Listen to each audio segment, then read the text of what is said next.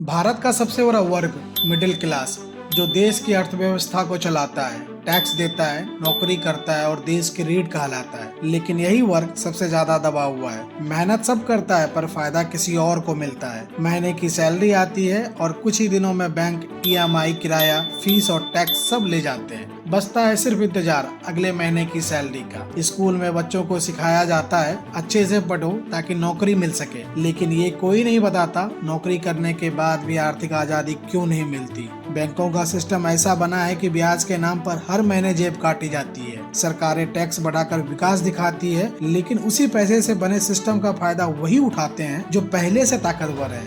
Media दिखाता है चमक ताकि जनता असली खेल को भूल जाए, और ये पूरा सिस्टम इस तरह डिजाइन किया गया है कि मिडिल क्लास बस भागता रहे नौकरियों के पीछे, ब्रांडेड चीजों के पीछे और उस सुरक्षा के पीछे जो कभी मिलती ही नहीं है। ये एक्सीडेंट नहीं, ये एक स्ट्रक्चर है जो हर पीढ़ी को मेहनत करवाता है ताकि अगली पीढ़ी भी उसी जाल में फंस जाए।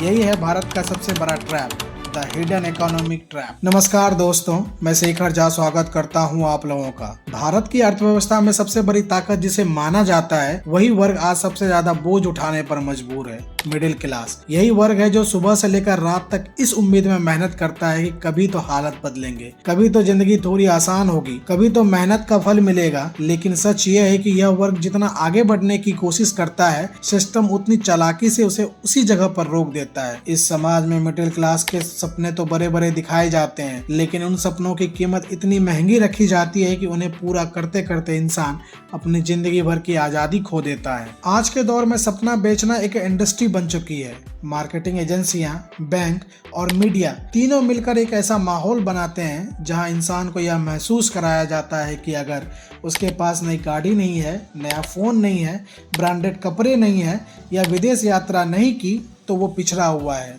विज्ञापनों के हर लाइन में, सोशल मीडिया के हर पोस्ट में और हर सेलिब्रिटी के जीवन शैली में एक ही संदेश छिपा होता है, अपग्रेड योर लाइफ। ये शब्द सुनने में प्रेरणादायक लगते हैं, लेकिन असल में यह शब्द मिडिल क्लास की सबसे बड़ी कमजोरी बन चुके हैं। क्योंकि जब इंसान को लगातार ये बताया जाता है कि उसका वर्तमान पर्याप्त नहीं है, तो वो अपने भविष्य को गिरवी रख देता है। बैंक उसे बताते हैं कि सपने पूरे करने के लिए बस एक साइन की जरूरत है। सर, बस EMI में ले लीजिए, अपनी खुशियां आज ही घर ले आइए। यही वो पल होता है जहां से असली खेल शुरू होता है। जो चीजें पहले बचत से खरीदी जाती थी, वो अब कर्ज से खरीदी जाती है।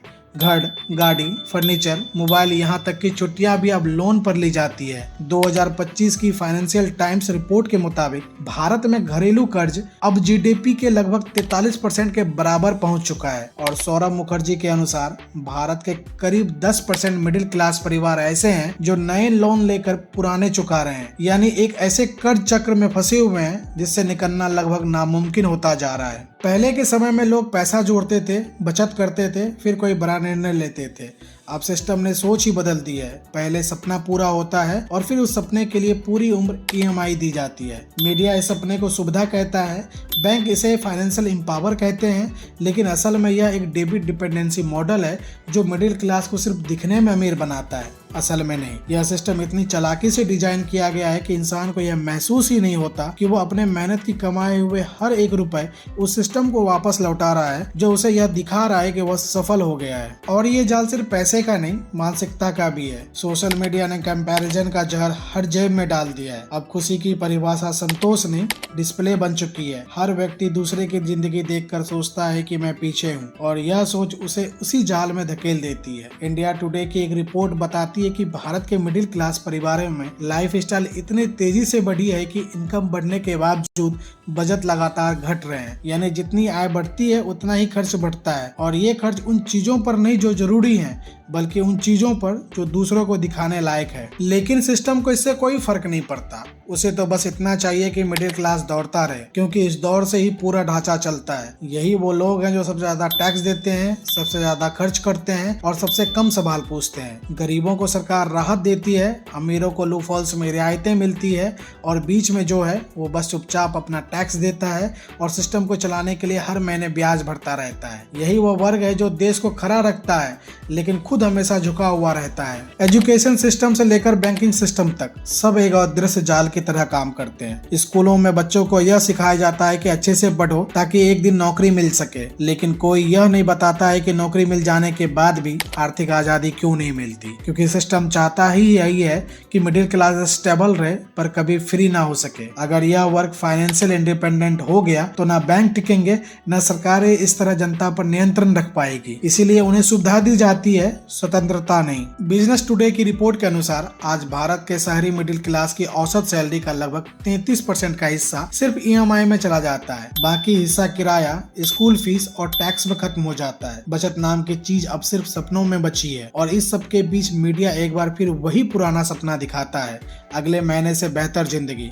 असलियत यही है कि मिडिल क्लास अब एक ऐसा पेंच बन चुका है जो सिस्टम को चलाता तो है लेकिन खुद उसी सिस्टम से बाहर नहीं निकल सकता। उसकी मेहनत, उसकी शिक्षा, उसकी ईमानदारी सब उस व्यवस्था को ताकत देती है जो उसकी आजादी छीन रही है। यह इकोनॉमिक ट्रैप कोई दुर्घटना नहीं है, यह एक सटीक रूप से बनाया गया ढांचा है जो मिडिल क्लास को इतना व्यस्त रखता है कि वह अपनी असली हालत पर सोचने का वक्त ही नहीं निकाल पाता। उसे सपना दिखाया जाता है ताकि वह सवाल ना करे, उसे EMI दी जाती है ताकि वह नियंत्रण रहे और उसे आशा दी जाती है ताकि वह कभी हार ना माने, भले ही जीतने का कोई रास्ता हो ही नहीं। और यही तो सबसे बड़ा भ्रम है कि मिडिल क्लास सोचता है कि वो सुरक्षित है, जबकि सच यह है कि सबसे ज्यादा फंसा हुआ वर्ग है। कभी गौर किया है, हमारे देश की शिक्षा व्यवस्था इंसान को ज्यादा समझदार नहीं बनाती, बस ज्यादा आज्ञाकारी बनाती है। स्कूल से लेकर कॉलेज तक जो सिस्टम हम पर थोप दिया गया वो हमें सोचने की आजादी नहीं देता, बस याद करने की मजबूरी देता है। किसी भी बच्चे से पूछो तू क्या बनना चाहता है तो जवाब आता है इंजीनियर, डॉक्टर, सरकारी अफसर। लेकिन बहुत कम बच्चे कहते हैं मैं कुछ नया बनना चाहता हूँ, क्योंकि सिस्टम ने यह सिखाया ही नहीं कि सोचना भी एक हुनर है। आज जो शिक्षा व्यवस्था चल रही है वो 19वीं सदी के ब्रिटिश मॉडल पर बनी थी, जहाँ मकसद था सोचने वाले दिमाग नहीं, आदेश मानने वाले कर्मचारी तैयार करना। ब्रिटिश राज चाहता था भारत में ऐसे लोग निकले जो उनके ऑफिस चला सके, उनके लिए रजिस्टर लिख सके और बिना सवाल किए आदेश मान सके। और यही वो सिस्टम है जो आज तक हमारे स्कूल में जस का तस चल रहा है, सिर्फ नाम बदल गया, मकसद वही है। नेशनल सैंपल सर्वे के अनुसार भारत के 80% ग्रेजुएट को अपने विषय से जुड़ी नौकरी नहीं मिलती। AICTE के डेटा के मुताबिक हर साल करीब 10 लाख इंजीनियर छात्र ग्रेजुएट होते हैं, लेकिन उनमें केवल 20% को ही एम्प्लॉयबल माना जाता है। बाकी लोग डिग्री लेकर वही करते हैं जो सिस्टम चाहता है, या तो बेरोजगार रहो या किसी भी काम में एडजस्ट हो जाओ। पर ये सिर्फ रोजगार का संकट नहीं, ये मानसिक गुलामी का परिणाम है। RBI के अनुसार 2025 में भारत में एजुकेशन लोन का आउटस्टैंडिंग अमाउंट 1.3 लाख करोड़ से ऊपर पहुंच चुका है। हर साल लाखों छात्र ऐसी ही डिग्रियां खरीदते हैं जिनसे ना नौकरी मिलती है ना कौशल, पर कर्ज जरूर मिलता है। और यही वो बिंदु है जहां शिक्षा, अर्थव्यवस्था और सिस्टम का गठजोड़ खुलकर सामने आता है। अब बात करते हैं उस चालाक हथियार की जो मिडिल क्लास की रीढ़ तोड़ देता है, टैक्स की। टैक्स से गरीब को राहत मिलती है, अमीर को छूट और मिडिल क्लास से कहा जाता है देश की रीढ़ हो तुम। लेकिन सच्चाई यह है कि मिडिल क्लास को सिस्टम ने ATM मशीन बना दिया है। आमदनी कम होती है पर टैक्स बढ़ाया जाता है। Direct tax, indirect tax, GST, fuel tax, service tax, हर कदम पर सरकार का हिस्सा तय है। भारत में कुल टैक्स कलेक्शन का सबसे बड़ा हिस्सा उसी वर्ग से आता है जो ना अमीर है ना गरीब, यानी मिडिल क्लास। और बदले में उसे ना स्वास्थ्य की सुरक्षा मिलती है, ना शिक्षा की गुणवत्ता, न ही रोजगार की स्थिरता। यानी सिस्टम इंसान से वादा सब कुछ करता है पर लौटाता कुछ नहीं। कर्ज और टैक्स की मार झेलने के बाद अगर कोई सोचता है कि अब थोड़ी राहत है तो सिस्टम एक नया हथियार निकालता है, महंगाई। ये हथियार सीधा नहीं मारता, ये धीरे धीरे गला घोंटता है। हर साल बढ़ते दाम, बढ़ती फीस, बढ़ता किराया और बढ़ते खर्च। ऐसा लगता है जैसे जिंदगी की रफ्तार बढ़ गई है, लेकिन असल में खर्च बढ़ा है, ताकत नहीं। महंगाई किसी देश की अर्थव्यवस्था का प्राकृतिक हिस्सा नहीं बल्कि एक पॉलिसी बेस्ड टूल है। सरकार और कॉर्पोरेट इसे चलाते हैं जैसे इनविजिबल टैक्स, जो हर चीज पर लगता है लेकिन उसका नाम कहीं नहीं लिखा होता। कागजों में इकोनॉमिक ग्रोथ कहा जाता है पर आम जनता की जेब में हर महीने थोड़ा थोड़ा लॉस लिखा जाता है। जब किसी देश में महंगाई होता है तो आमतौर पर इसका मतलब होता है पैसे की वैल्यू घट रही है। जो 100 रुपए में कल मिलता था वो आज 120 का हो गया। पर मजे की बात यह है कि यही महंगाई सरकार और कॉर्पोरेट दोनों के लिए फायदा है, क्योंकि महंगाई दो चीज करता है। पहला, यह कर्ज को असली टर्म में सस्ता बनाता है, यानी बैंक का मुनाफा बरकरार रहता है। और दूसरा, यह मजदूरों को हमेशा व्यस्त रखता है, क्योंकि खर्च बढ़ता है तो उसे पूरा करने के लिए काम करना पड़ता है। यानी मिडिल क्लास जितना भी कमाए वो बस सर्वाइवल तक सीमित रहेगा। आरबीआई के डेटा के अनुसार पिछले 10 वर्षों में भारत में औसतन मुद्रा दर 5 से 6% के बीच रही है, लेकिन जरूरी चीजें जैसे शिक्षा, स्वास्थ्य और किराए में यह 10% से ऊपर रही। इसका मतलब है कि जो चीजें जीवन की बुनियादी जरूरत है उन्हीं को सबसे महंगा बनाया गया है। और यह कोई घटना नहीं है बल्कि एक कैलकुलेटेड पॉलिसी है ताकि मिडिल क्लास हमेशा रनिंग मूड में बना रहे। और भाई महंगाई अकेला नहीं चलता, उसके साथ आता है उसका जुड़वा भाई लाइफ स्टाइल मैनिपुलेशन, यानी इंसान की इच्छाओं को बदल देना और उसे कन्विंस कर देना कि अब वो जरूरी है। सोशल मीडिया, एडवर्टाइजिंग इंडस्ट्री और कॉर्पोरेट बैंड्स मिलकर हर इंसान के दिमाग में एक आदर्श जीवन की तस्वीर डालते हैं जिसमें बड़ा घर है, महंगी कार है, लग्जरी फोन है और परफेक्ट लाइफ स्टाइल है।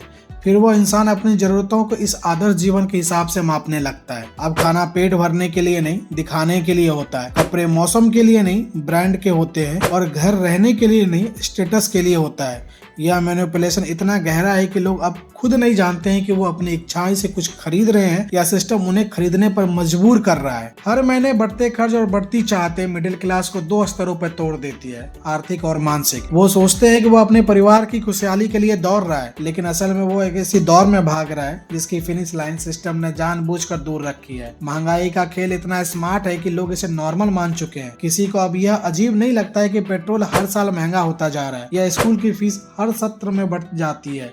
लोग इसे समय का असर कहकर स्वीकार कर चुके हैं, जबकि असल में यह नीति का असर है। यह सिस्टम के डिजाइन का हिस्सा है जहां हर साल थोड़े थोड़े तकलीफ नॉर्मल बना दी जाती है। और जो इंसान हर महीने की सैलरी, ईएमआई और टैक्स में संतुष्ट है वो सिस्टम के लिए सबसे आज्ञाकारी गुलाम है। लेकिन जो सोचता है, जो सवाल करता है, वो सिस्टम के लिए सबसे बड़ा खतरा है। और वही इंसान असली अर्थों में आज़ाद है।